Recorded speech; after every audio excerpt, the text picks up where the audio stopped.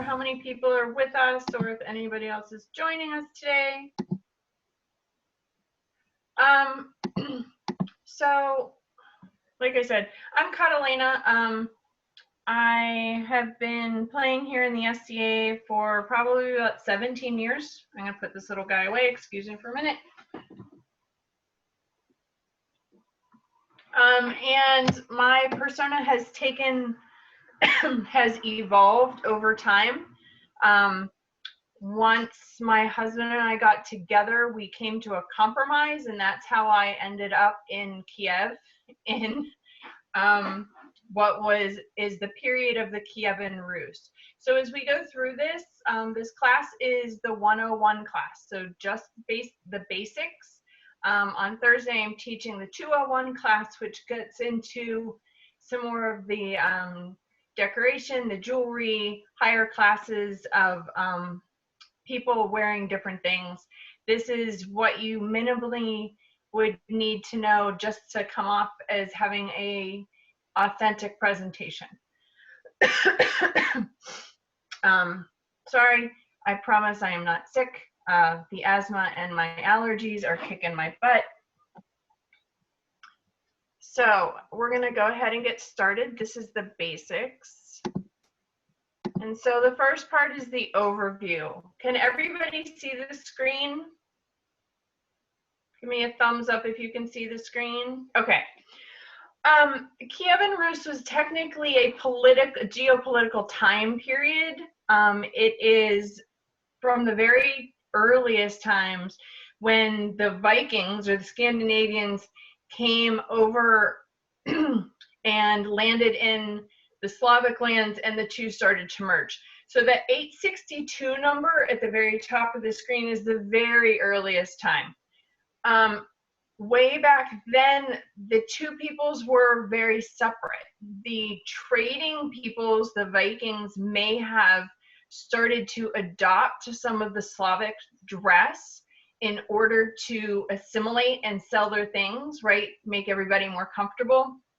The time period that I play in the 12th century because I choose not to time travel, although I travel from my homelands in England to the frozen lands of Novgorod of my husband. But I don't like to time travel because I don't just have like a rabbit hole. There's a war in there already, and I really don't need to time travel and add to my warren. So the time period that I plan or I focus on in the 12th century, really there's been a lot of assimilation. The two peoples have really come together, and that's where you get a lot of that Slavic influence into what probably was originally a very Scandinavian presentation. This is going to be a little bit of presentation and a little bit of kind of show and tell. So what I'm wearing now is kind of where we're going to start. Okay, so materials and shapes. Most of the materials, now Novgorod was the center of Kiev. It was the seat of power, and it was on the trade route. So I know a lot of people like to say, oh, my things are on the trade route so that they have a lot of access to things. But in this case, Novgorod really was a center of trade, especially that far north. So they had linen, of course, from flax. They had hemp fibers. They had wool, but they also had access to cotton earlier than the rest of Western Europe because it came up from Byzantium and some of the lands to the south, because there was such a good relationship between the princes of Kiev and Byzantium. That's where you get that the guard that would go down.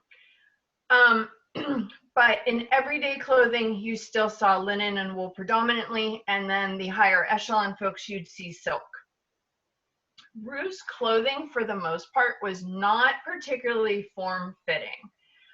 It was very geometric construction, didn't have the rounded, some of those rounded seams and fitted seams that you saw later. Even now, even into the 16th, 17th, 18th century, the clothing that the royalty wears still has a lot of those same shapes. It's very trapezoidal and somewhat rectangular.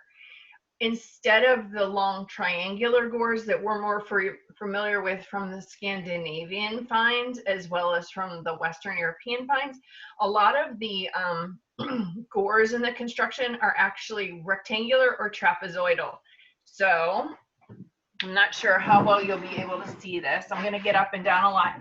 The gore under my arm here is inserted into the sleeve, and it's a rectangle at the top.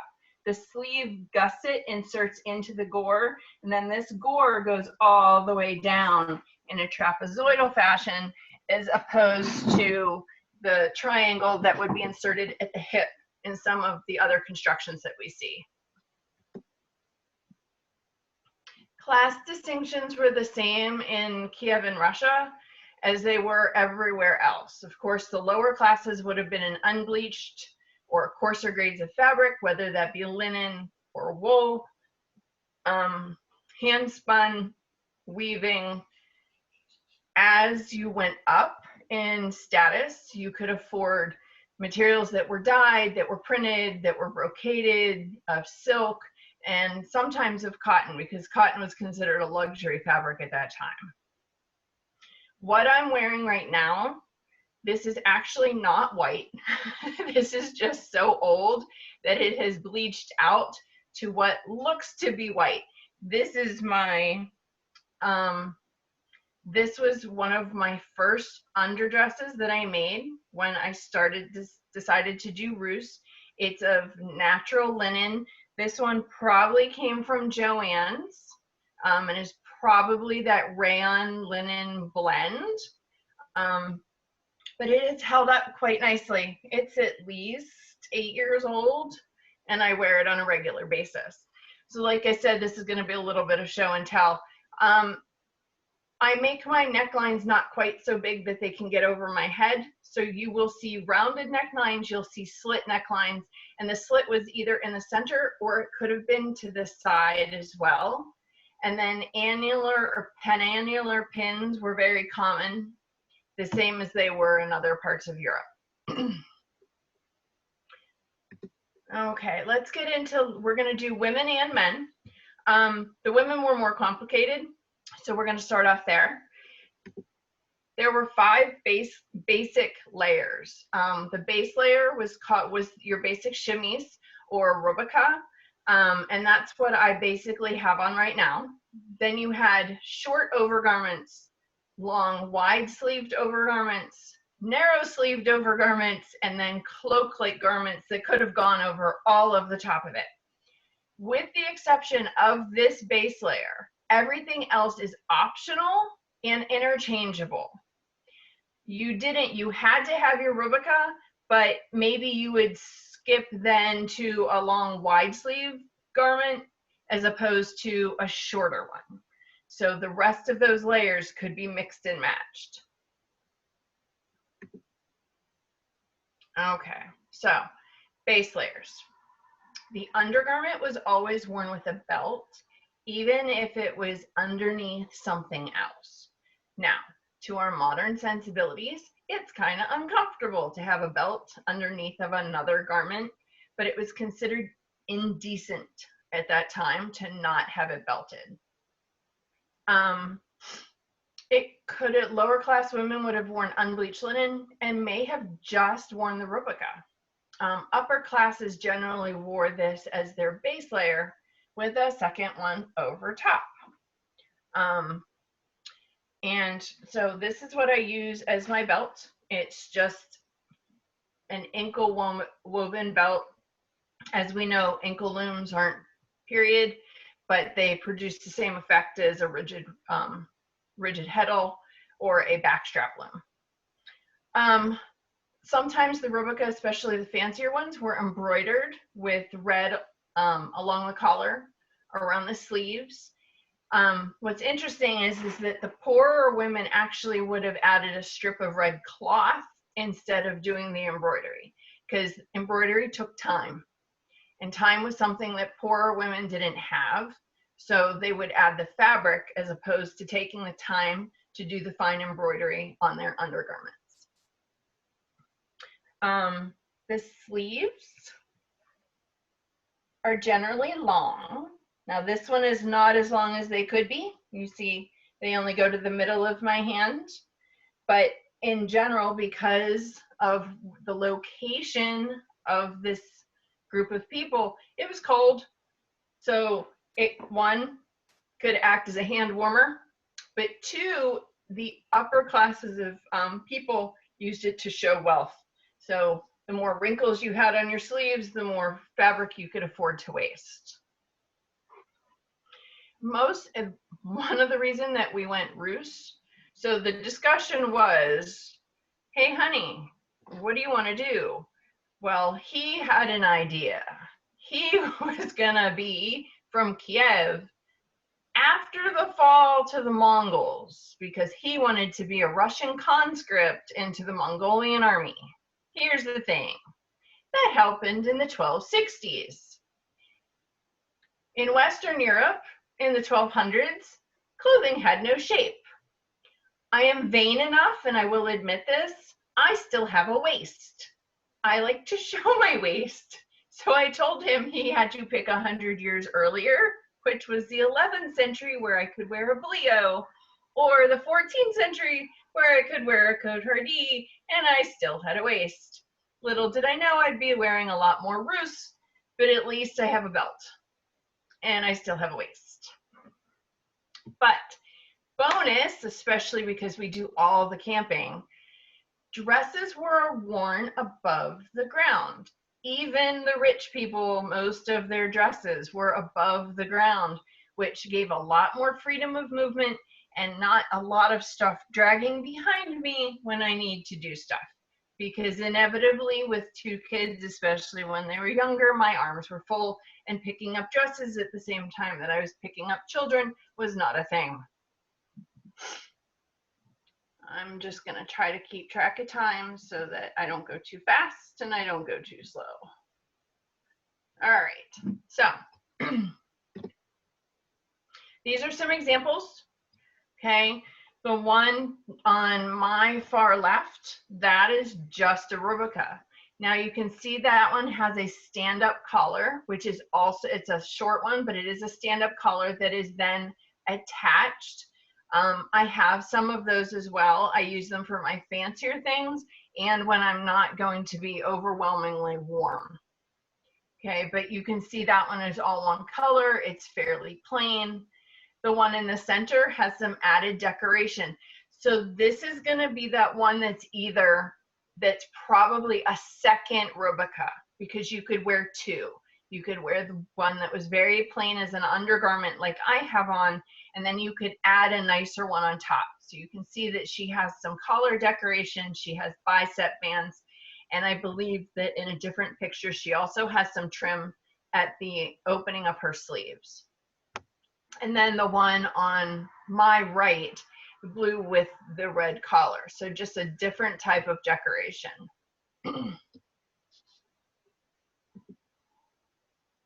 Okay, so second layer. There were 3 different types. I wear 2 of them. I don't wear the third. So the first one is a panova, the second one is a pona, and the third is a naberschnick. Today, right now, I have on my panova. I'll show you some pictures of it. Basically, it's a 2 or 3 panel apron type thing that is strung onto a belt. Some sources say that the panels are sewn together at the top. Some sources say that they're free and they just glide over the fastening. Mine are not attached, so I can move them how I need them.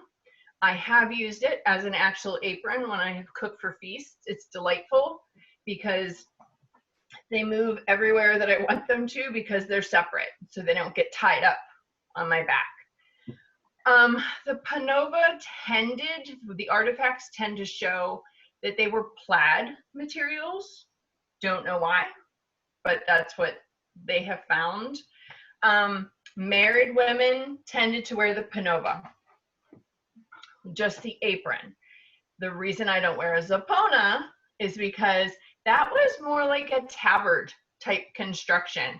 A long piece of fabric or two pieces attached to the shoulder with a cutout for the neck and then belted, but very much like a long tabard, and usually worn by unmarried women.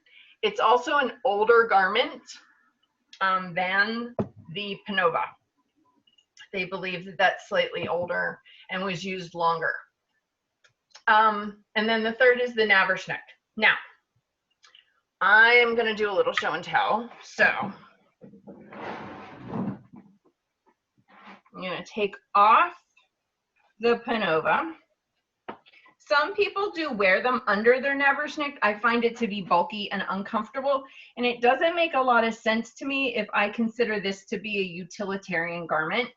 If I consider this to be an apron, then it being under my naversnick makes no sense because I can't reach it to do anything with it.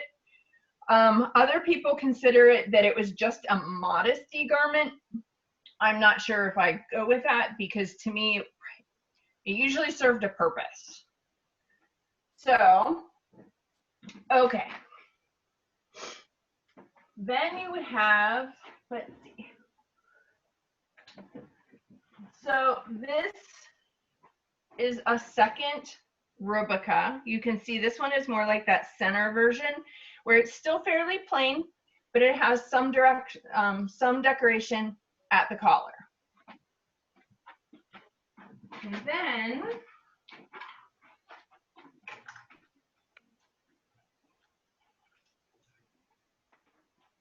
this is a naversnick.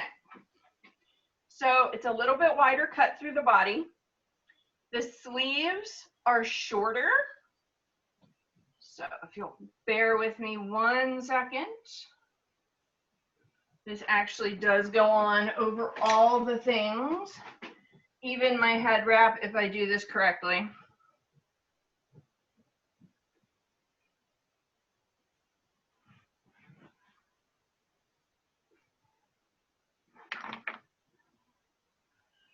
Nope. Okay. So you can see that the sleeves are shorter than my overgown. What you can't see is that the hem is decorated as well as my collar and then my shorter sleeves, and it's all done in the same treatment. So just a different color linen.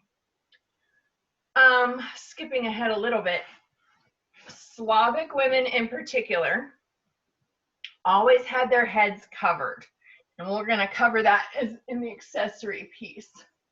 But they always had their heads covered, which is one of those, you can see the transition from the Scandinavians who may or may not have had their heads covered depending on their status. And if they left their braids out or not, whereas the Slavs always had a head covering. This is just a basic head wrap.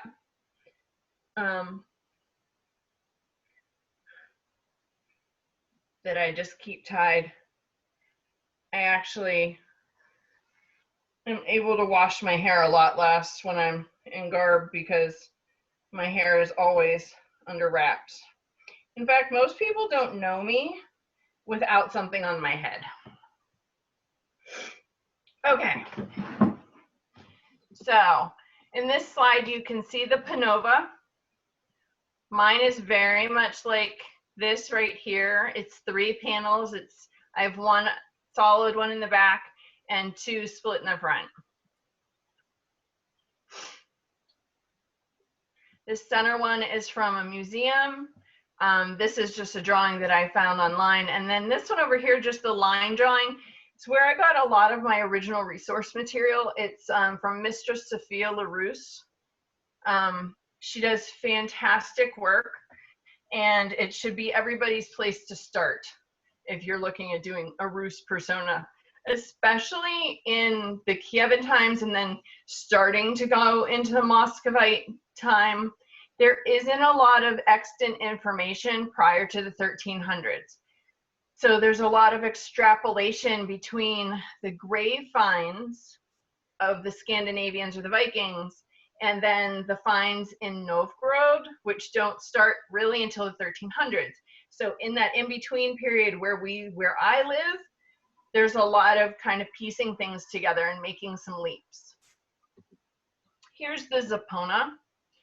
Like I said, it's basically a rectangular piece of fabric with a hole for your head, a neck hole, and then it could be decorated somewhat on the bottom. You might have a decoration on the fabric, and it can be decorated at the neck, but it's just belted at the waist like a tabard would be. And you can see that this, so Sophia LaRuse's drawing here, as well as this picture here, the hair is not covered. So this one is up with a headband, and this one is entirely down, signifying that both women are unmarried. And then here's the Naberschnitt. These are all pictures of my dresses. You can see that they are slightly shorter than the underdress. They have shorter and slightly wider sleeves to allow them to go over top of the underdress, and a little bit wider through the body as well. Additional decoration would have been very common on this layer, whether at the neck, bicep band, the sleeve openings, or at the hem. Sometimes you'll see that, we'll see in the next slide, sometimes these got very fancy, and the wealthier you were, of course, the more time and money you can put into the fabrics.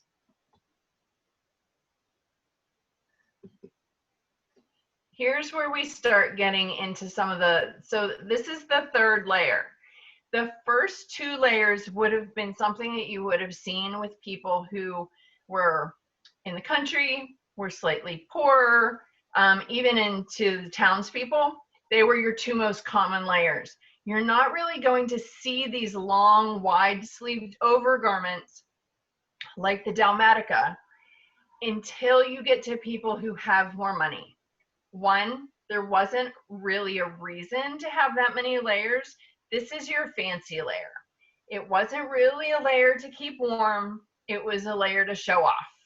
Okay, the sleeves were wider, they were shorter, they showed off the fabric underneath. You see a lot of printing or brocading, especially in the murals. So that's where we're getting some of this information, is the murals that came from the 11th and 12th century on the walls of Kievan Rus cities, as well as some of the mosaics. So you will see materials that either look like they are brocaded or that have been printed in some way. And there is evidence of block printed fabrics during this time. Sometimes you will see these dalmaticas belted, but other times and very often you will see them not belted. This is a garment that was also very common in Byzantium, and that you see a lot of back and forth between the Kievan Rus and Byzantium at this time.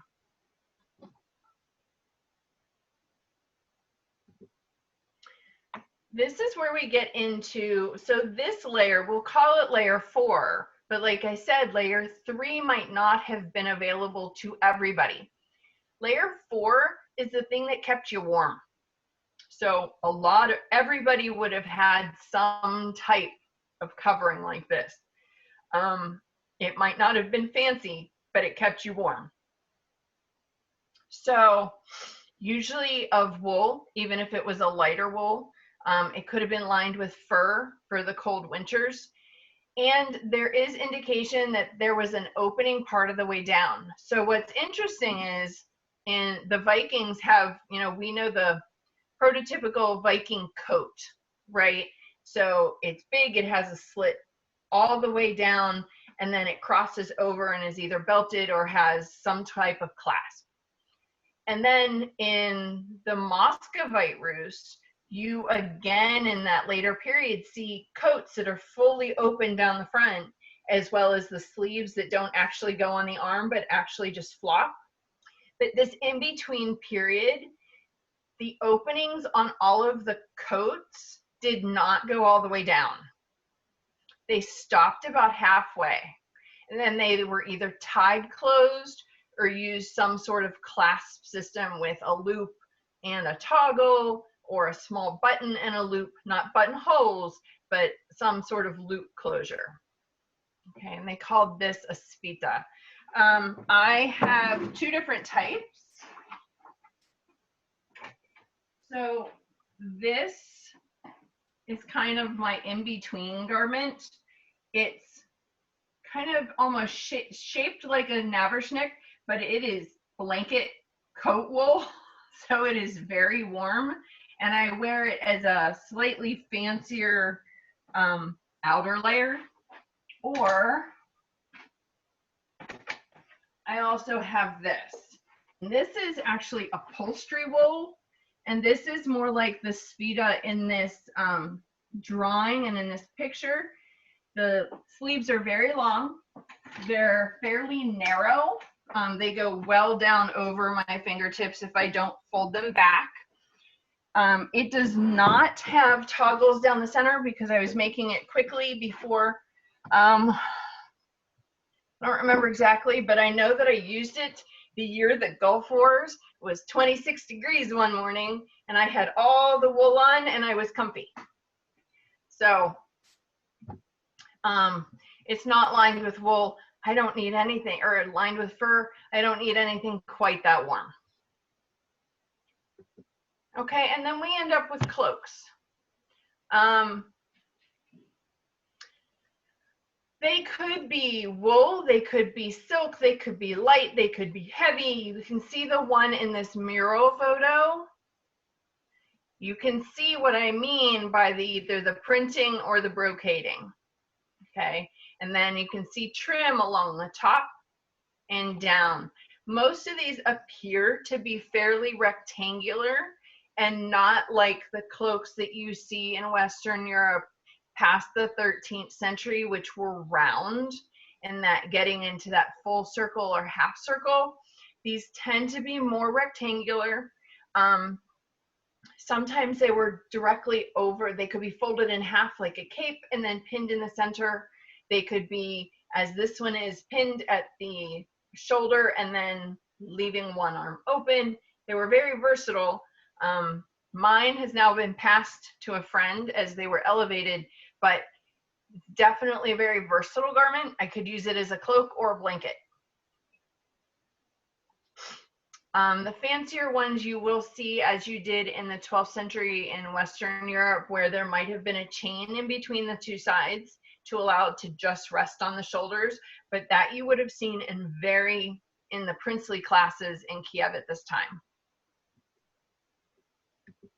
All right, now let's talk about the guys. Not quite as many layers. Basically, your first layer was always going to be pants and an under tunic. Then I combined what Sophia said was layers 2 and 3, light and heavy over tunics. It's an over tunic. You could wear one that was lighter and then one was heavier. You might just wear a heavier one. You might just wear a lighter one. You could wear 2 under tunics if one is one that definitely was a body garment as opposed to one that was slightly nicer but still linen that you just wore over top. So again, a lot of interchangeability between these garments. Okay, so again, they call it the rubica. And then the pants were porti.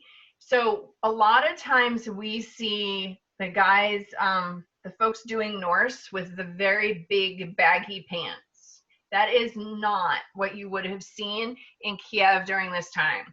Porti were narrow and usually tucked into the boots, or they were wrapped at the calf with leg wraps. whichever word you want to use for the leg wraps. And sometimes a type of gaiter went on top of them instead of a boot in case of the very wealthy classes in Novgorod. The undertunics would have been linen or wool, just like for the women. And then wealthy men could have worn a second fine wool or a silk tunic over that base layer. This group of, so this picture, there's a group in Poland. It's and they call themselves Drucina, and I can't pronounce the rest of it. But if you find them on Facebook, their representation is not necessarily Kievan Rus, but it is time appropriate Slavic. Their representation of what you would have found in the Kievan Rus era and place is spectacular for the men and for the women.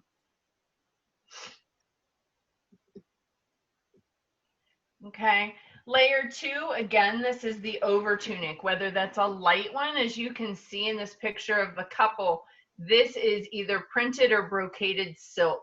So not a heavy over tunic, a light one, but very decorative, showing wealth. Or this one is made out of wool and of course slightly heavier. And again, could have ranged from being very utilitarian to very decorative depending on status. Additional decoration could have been at the sleeve openings, the hems, bicep bands, or on the collar.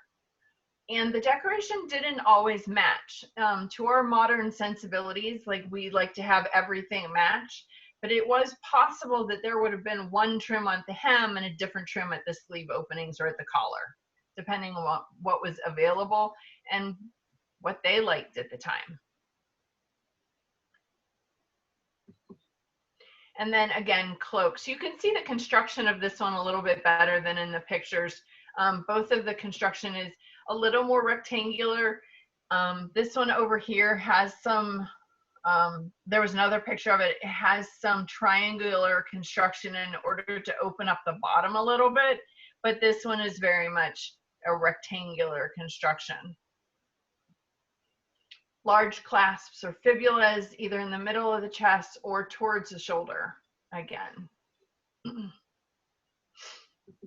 All right, now getting into basic accessories for everybody, for the men and for the women. 7:33. Okay, I'm going a little bit faster than I wanted to. So basic accessories. Shoes. So we are lucky in the fact that, not sure how many of you have ever looked at the museums from Novgorod or some of the extant finds.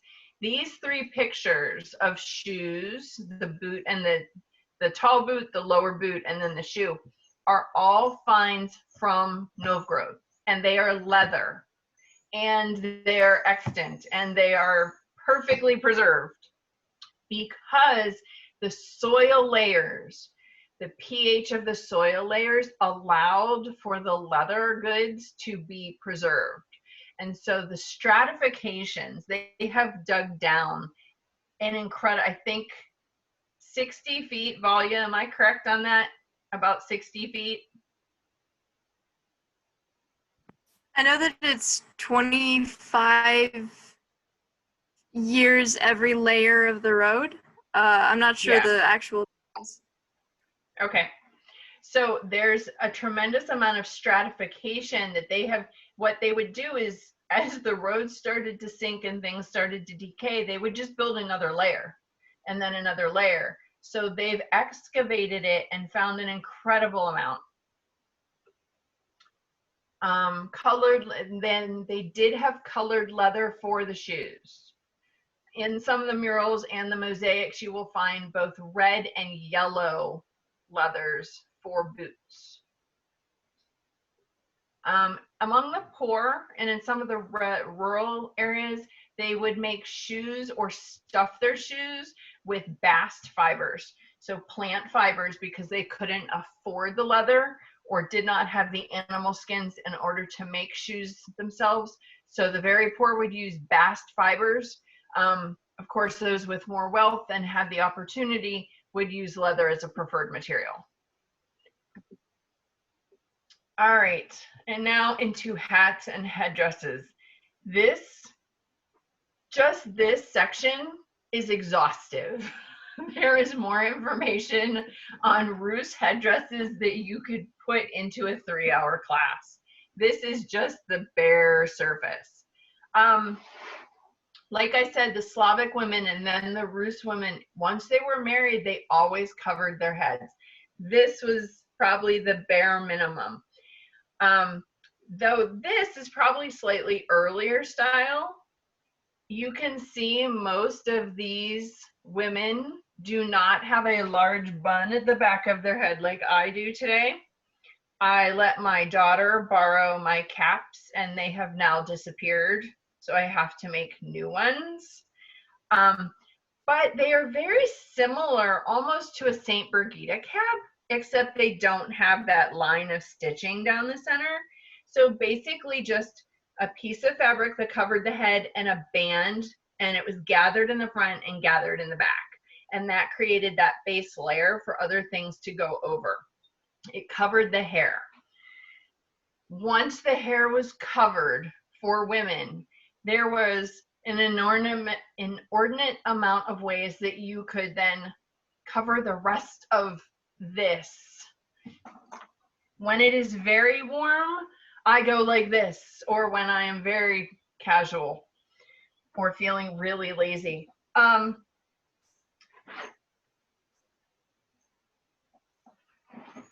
With this, even when I'm being somewhat casual, I usually have my headband on with a set of temple rings.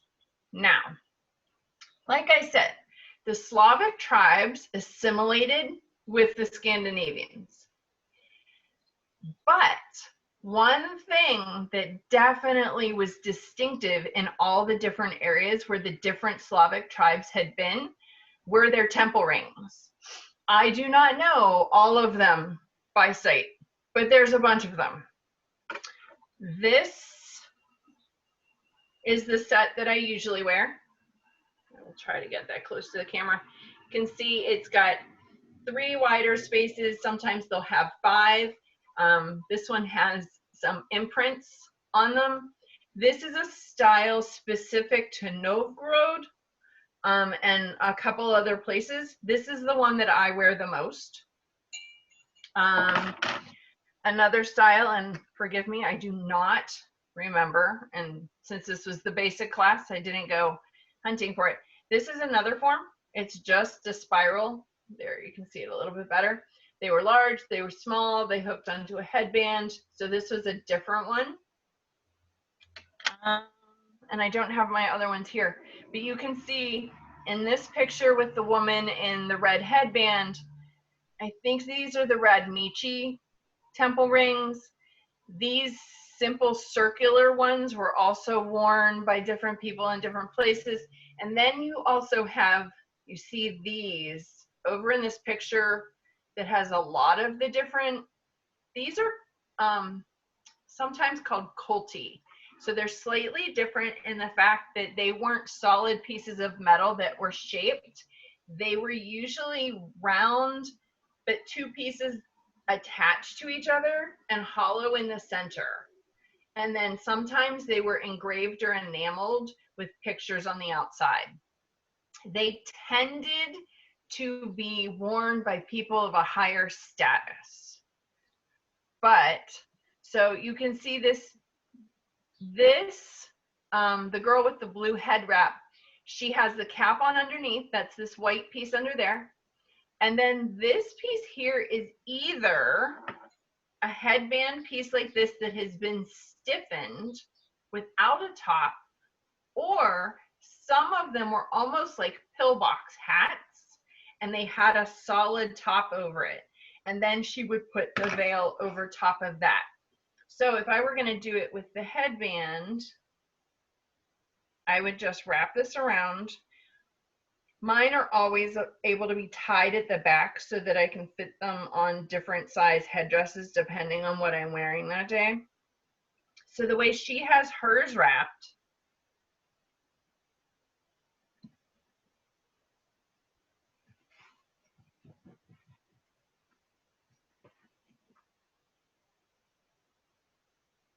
is just, she has hers down like this, pulled down tight, and then wrapped around her neck.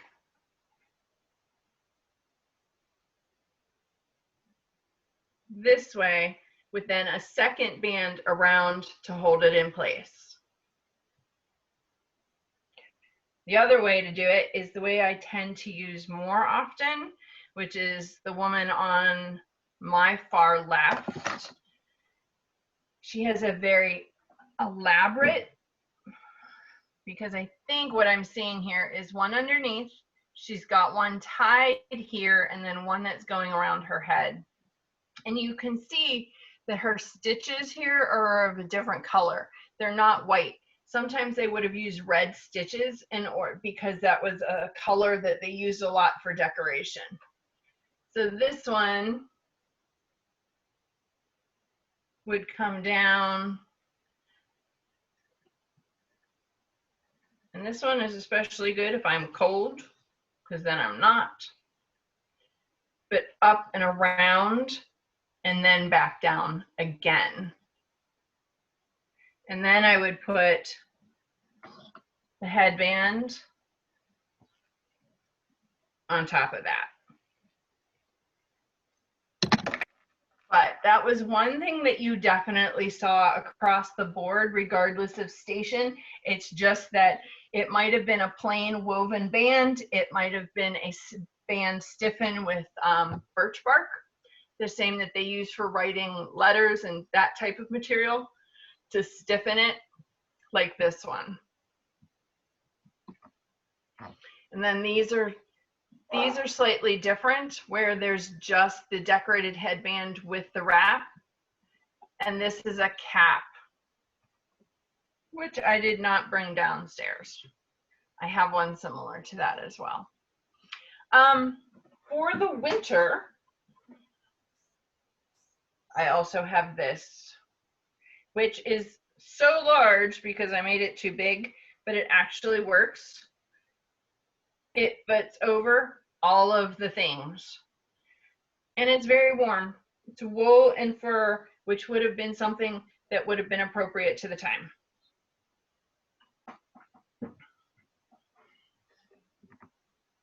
And those are my resources.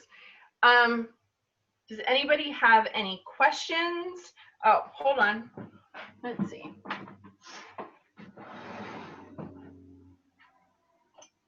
So we were talking about men's clothing. So you can see that the men's rubrica would have been very similar, just shorter, obviously.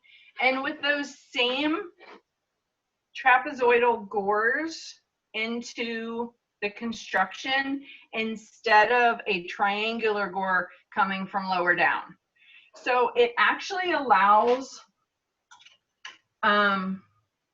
the use of fabric is actually not very wasteful because it's more more rectangular. It's easier for me to do. It did take me a minute to figure out getting the gussets into the gores. And then the other layers. So this would have been, this is a decorated over tunic for a man. Same type of thing, bicep bands, the sleeve openings in the collar.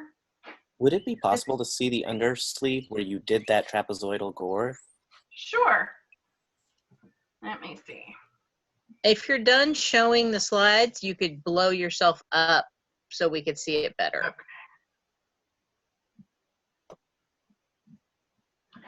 All right, let me figure this one out.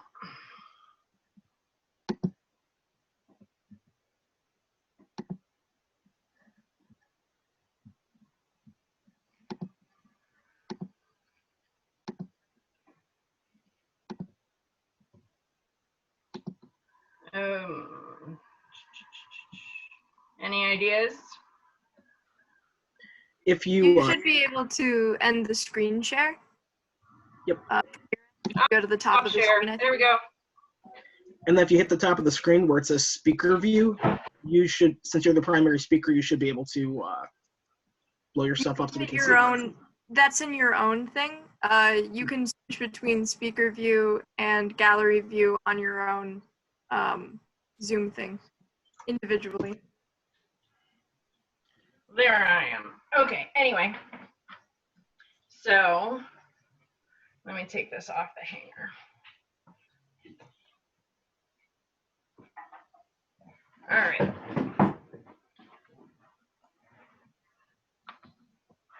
So this, it's hard to see on the white.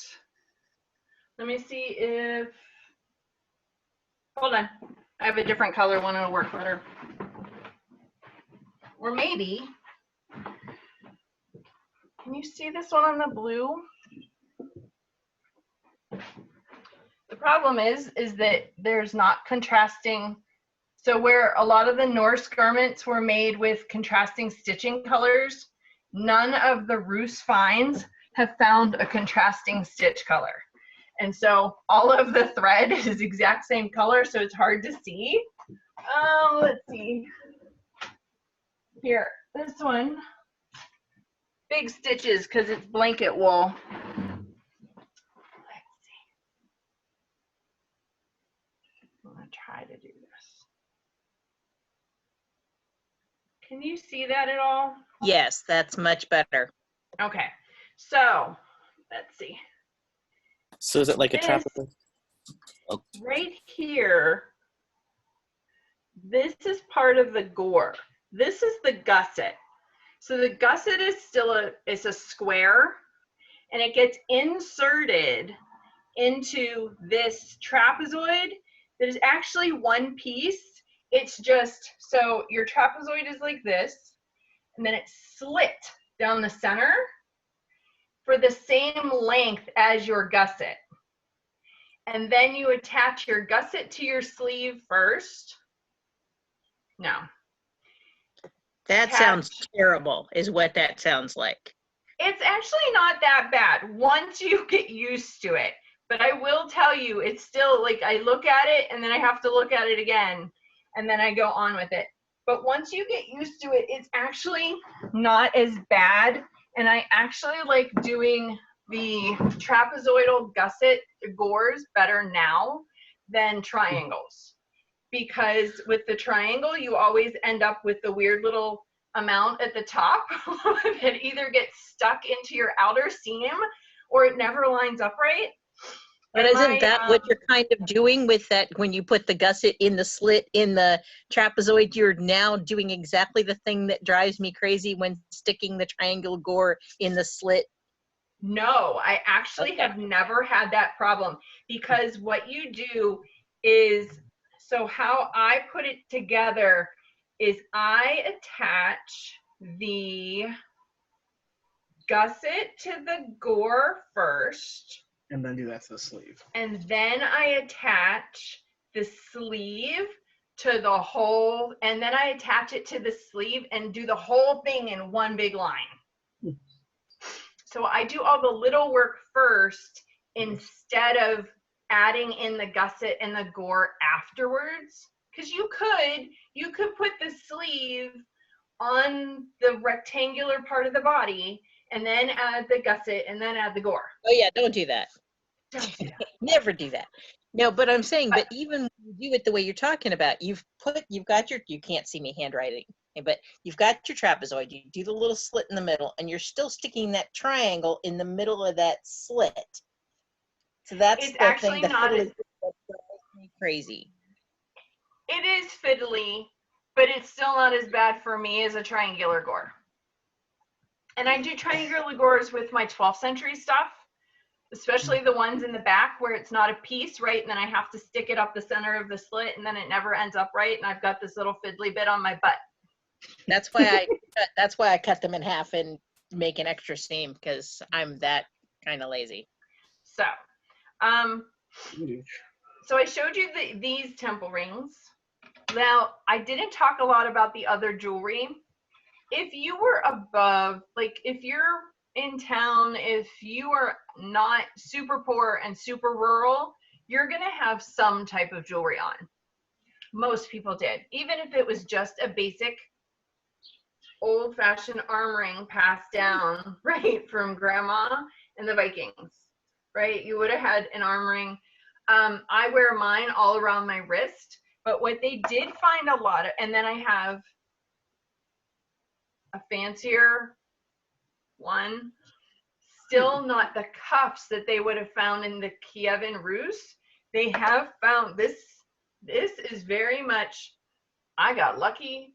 I was at Gulf Wars at one of the merchants that has all the things, and I found this, and it is so similar to one of the extant finds that I better never lose it.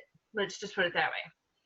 It even has the heart shape engraving on it that they found on the extant finds, or that similar kind of shape. But this is very similar. It's a hinged cuff. And this is something that was found during that time period as a piece of jewelry. They're wonderful because it keeps my sleeves from going down over my hands, right? Because you make the sleeves long, but then what happens if you don't wear something that closes around them? Then your bracelets fall down your wrist under your sleeve. You can't see the bracelets, and your hands are flopping in the sleeves all the time. So I have that one, but then I also have this. There's lots of these out there, but I use this and then take one of my smaller bands, and just tighten it around the end of my sleeve so that it holds my sleeve in place and it won't move. This is the big one, so it doesn't work as well. But Ivan made me a bunch that just go ahead and squeeze around my wrist. As far as, they found lots and lots of necklaces too. And the necklaces didn't have to be super expensive pieces. They did find metal beads. They have stone beads. They have found glass beads. They have, right, and you have the pretty, like the Viking type beads. They would have found those. They also found amber, and what are basically cowrie shells. So there's one in a museum that I recreated with amber beads and cowrie shells that is an extant find. I use it when I wear my very early period stuff, when I'm at Penzic on the field and I am only wearing an unbleached Rubica and, you know, piece. I'm being super lazy that day. One of the symbols that you would have seen a lot of for the women was this shape, the lunasa. This is a woman's shape. Most of these were found in a metal. This just happens to be from Cadnan Marie. This was the site token from Cadnan Marie's coronation. So it went on to the necklace. One of the other shapes they found a lot of were those double circles, and found them strung like this. The open work metal beads, some crystal beads, and there are a lot of examples of different necklaces that were found. And if you look up Kievan Rus jewelry, archaeological finds, you can find tons of it. I know Pinterest is sometimes hard to use because you get swamped with a whole bunch of stuff that you can't use. However, they have some great pins from the actual museums and the extant finds, especially specific to the Kievan Rus stuff. And on Pinterest, and then you can follow the links. You get a lot of folks from Eastern Europe who are doing like the Woolen Festival and some of the living history festivals over there, where they are because it's such a small time period and location, that they are focusing on, their things are very authentic and it looks so unified, right? In the SCA, we have a lot of people doing very, very authentic things, but sometimes when you have, say, 12th century Kievan Rus next to the 16th century Elizabethan woman, you don't get quite the same vibe because it's not that big overall perfect picture. But if you look up the Wolin Festival too, Wolin, it's set in Poland, but because there's such a heavy Russian and Slavic influence, you'll see a lot of great examples of wonderful clothing. Are there any questions that I can answer? On Thursday, I'll be doing the 201 class where we're going to talk more about some of the other materials, some of more jewelry, getting into some of the fancier stuff. But I'm happy, we've got about 4 minutes left. I'm happy to answer any questions or direct you to places you can find stuff or send you some resources. Or if anybody wants to translate Russian for me, I've got articles. There's some questions in the chat. I don't know if... Oh, look at that. Okay. Let's see.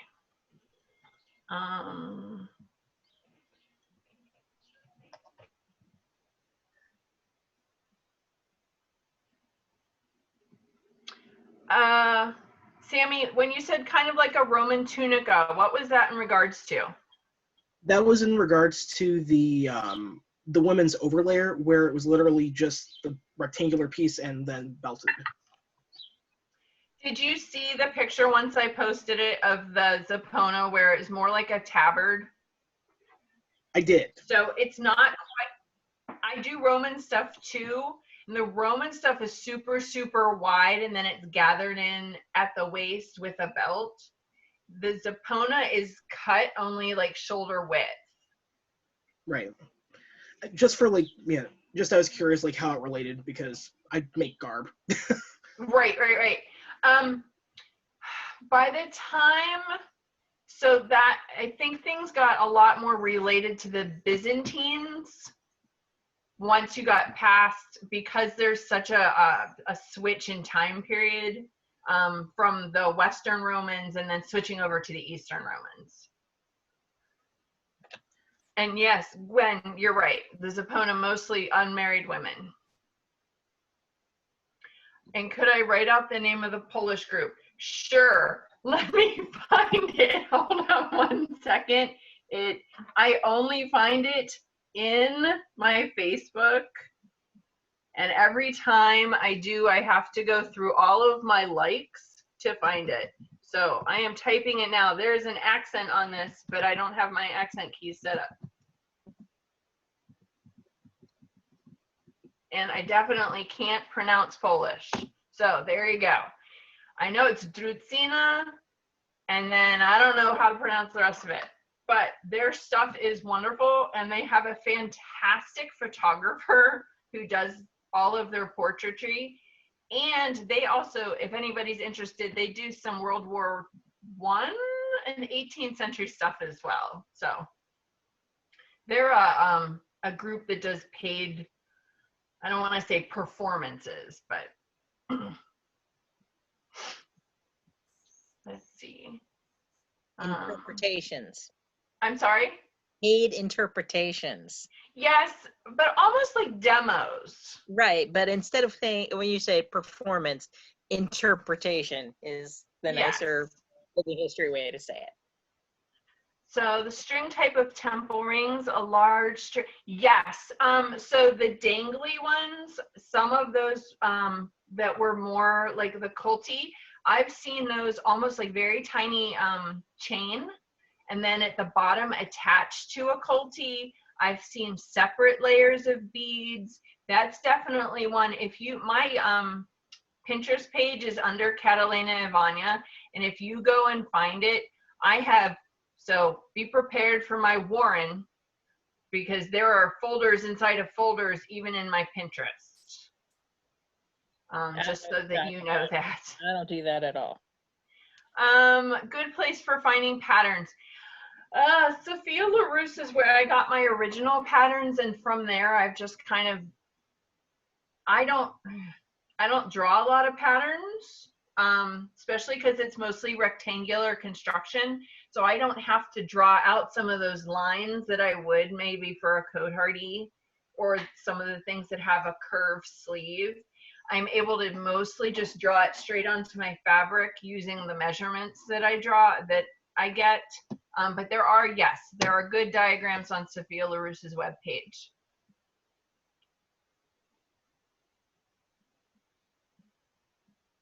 Oh yeah, and that's the One Woolen Festival page, Sammy.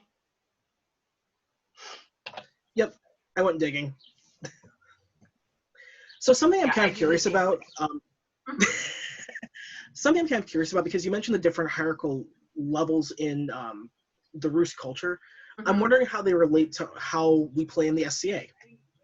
So let's take my persona, for example. One reason that I gave Ivan no choice about Novgorod was the fact that in Novgorod, there were women who were allowed to be intelligent. They owned businesses, they owned property, and they were literate.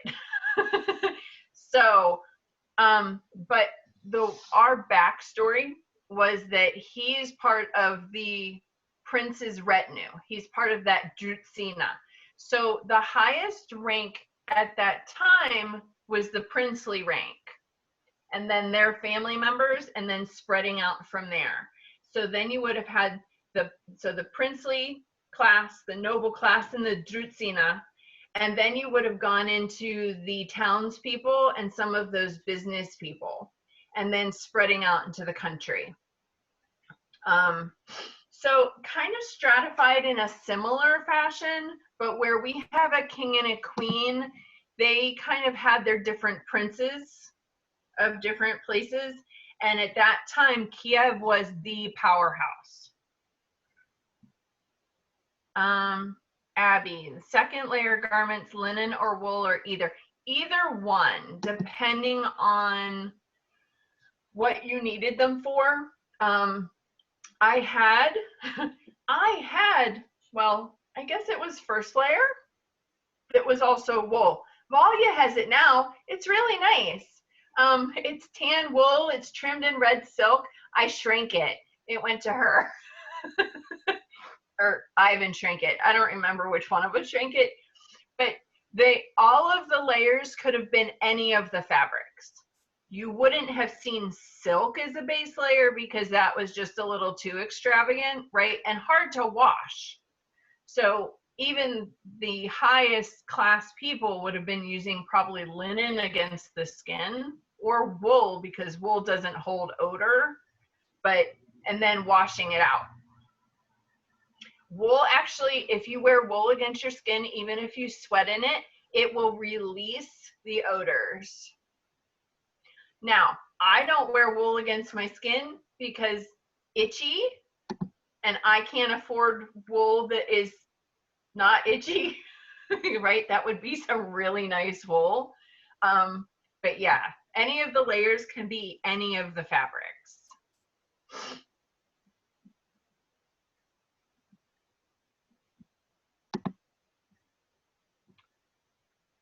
So class time is technically over. I'm happy to answer any other questions. If you have any questions before Thursday, feel free to shoot them over on Messenger to me. I'm on Facebook, Catalina and Vanya. I'll keep a tab on both my friends' messages and the ones that get lost in the message requests for those of you who aren't friends with me on Facebook. And let me know if there's anything specific, if you're coming back for the second class, if there's anything specific that in that like more in-depth, because we're going to be looking more at decoration and jewelry and specifics of head wrapping and specifics of temple rings and that type of thing, the different types of shoes, the cutouts in the shoes, and kind of delving a little bit deeper instead of just talking about the layers. So if there's specific things that you're interested in or you want answers to, shoot me a message so that I can be prepared. I don't like not knowing because then I have to go look for the answer anyway. All right. So thank you so much for everybody for coming. I appreciate it. Hope to talk to everybody soon and let me know. Oh, my Facebook name is the same as the name that is under the class.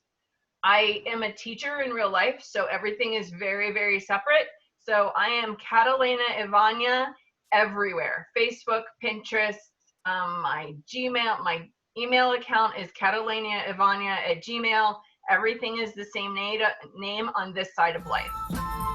Thank you so much for teaching.